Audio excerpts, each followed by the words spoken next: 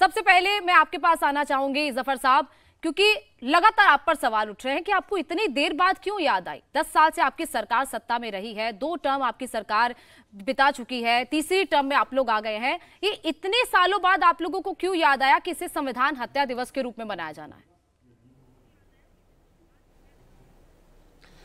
देखिए, अगर आपको याद होगा तो हर साल 25 जून को पूरे देश में हम लोगों ने इसके निंदा की है, इमरजेंसी की निंदा जिस दिन से हमारी सरकार है, और पूरे देश में इस बात से उजागर किया कि वो काला दिवस इंदिरा गांधी के नेतृत्व में कैसे देश में थोपा गया था और किस तरह से लोगों को जेल में डाला गया था और रात अंधेरे में सबको घर से उठा लिया गया था।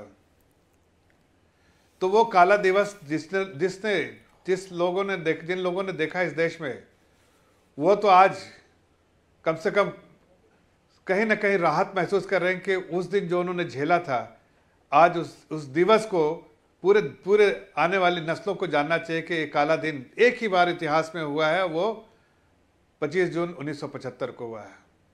और इसलिए इसको आप देखिए, अब क्यों हुआ, आज हुआ, ये तो हम तो हर दिन मना रहे हैं, लेकिन एक समय लगता है कि हर चीज़ की घोषणा होने के लिए। आप देखिए, योग दिवस, क्या पहले योग हम नहीं मनाते थे, लेकिन 21 जून को योग दिवस हुआ कि नहीं? अब पूरे दुनिया में मनाया जाता है। वैसे अलग अलग चीज़ें जो है हमने की है। उसी तरह से हत्या संविधान की जब हुई थी 1975 में, तो और उस बहुत बार की, लेकिन 25 जून 1975 एक ऐसा काला दिन है जिसको भुलाया नहीं जा सकता। इसलिए हत्या दिवस मनाना देश की जनता, देश के आगे वाली नस्लों के लिए ज़रूरी है, और जानना इसका इतिहास कि एक ऐसा दिन भी देश की जनता को झेलना पड़ा था जब भारत में जन्मे हुए भारत के लोग, भारत की सरकार, लेकिन ऐसा काला दिन भारतीयों को देखना पड़ा, इसलिए ज़रूरी था। और इसकी कोई ये नहीं होती कब से कब, आगे वाले आज भी देखेंगे लोग, आगे वाले नस्लें भी जानेंगे कि काला दिवस कब मनाया गया था। लेकिन राजकुमार जी, लगातार ये आप लोग ये सवाल उठा रहे हैं कि अभी क्यों इन्होंने घोषित किया, लेकिन इसके साथ साथ आप लोग ये नारा बार बार दे रहे थे कि संविधान बचाओ। आप लोग प्रतियां लेकर जा रहे थे, तमाम नेता इंडी गठबंधन के, हमने देखा राहुल गांधी ने जब शपथ लिया सांसद के तौर पर, तब वो किस तरीके से वहां पर गए हाथ में संविधान की प्रति लिए हुए। लेकिन आपको लगता है कि आपके जो संविधान बचाओ के नारे की काट उन्होंने संविधान हत्या दिवस के रूप में ढूंढ ली है? नहीं, अगर ये संविधान बचाओ नारे की काट के रूप में आ रहे हैं तो इन पे हमें दया आती है, रहम आता है कि भारतीय जनता पार्टी इतनी डर गई है विपक्ष के एजेंडा से और विपक्ष के नैरेटिव से कि उसे इस तरह के उल जलूल घोषणाएं करनी पड़ रही हैं। आपने बिल्कुल शुरू में एकदम सही सवाल पूछा कि जफर भाई से कि पहले से क्यों नहीं याद आई। देश में तो ये 1975 के बाद से लगातार ये भी देश में है और 10 साल से तो सत्ता में है, अभी तीसरा कार्यकाल इनका शुरू हुआ है। इसके 2 कारण मुझे नजर आते हैं। एक तो मैं बहुत स्पष्ट तौर पे कहना चाहता हूं कि भारतीय जनता पार्टी नकारात्मकता की राजनीति करती है। भारतीय जनता पार्टी के पास देश को देने के लिए कोई विजन नहीं है, कोई सपना नहीं है, कोई एजेंडा नहीं है। भारतीय जनता पार्टी ये कह के कभी चुनाव लड़ती नहीं है कि हम सत्ता में आएंगे तो ये करेंगे।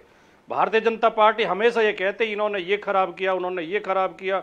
मुसलमानों से हिंदुओं को डराती है, हिंदुओं में भी फिर जातिवाद करती है, आरोप लगाती है उत्तर प्रदेश में कि सारे यादव भर दिए गए, 86 में से 56 एसडीएम भर्ती हो गए, फर्जी एकदम। राजस्थान में जाते हैं तो गुर्जर और मीणाओं को लड़ाती है, मणिपुर में जाते हैं तो कुकी और मैतेई को लड़ाती है, महाराष्ट्र में जो पाटिलों को लड़ाती है, गुजरात में पटेलों को लड़ाती है। भारतीय जनता पार्टी की नकारात्मक राजनीति और उसकी नकारात्मक सोच का ये परिणाम है कि वे संविधान हत्या दिवस जैसा खराब नाम लेके बहुत ही, देखिए जब इमरजेंसी लगी थी तो हमारे तमाम जिन लोगों को हम अपना नेता मानते हैं, हम तो उस समय बच्चे थे, स्कूल में पढ़ते थे, वो सब इसके विरोध में थे और ज्यादातर लोग जेल गए थे उस समय। लेकिन आरएसएस ने इंदिरा जी के सामने घुटने टेक दिए थे और आरएसएस ने इसका समर्थन किया था और इंदिरा जी की प्रशंसा की थी। राजकुमार जी, गलत तो थी ना इमरजेंसी? हाँ, इमरजेंसी को याद करना तो हम जैसे लोगों को करना जी, गलत तो थी ना?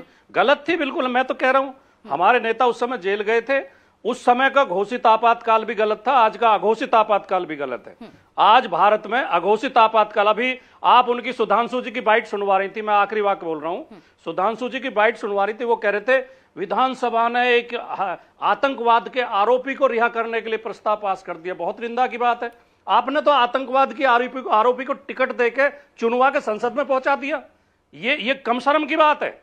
अगर आतंकवाद के आरोपी को रिहा करने के लिए प्रस्ताव करना गलत है, तो आपने तो अपनी पार्टी का टिकट दिया और बाकायदा चुन के वो संसद में पहुंच गई, जिनके ऊपर बम धमाकों के आरोप आज भी मुकदमे चल रहे हैं। तो ये जो दोगलापन है इनका, जो नेगेटिव सोच है, जो नकारात्मक राजनीति है, ये इसका कारण है।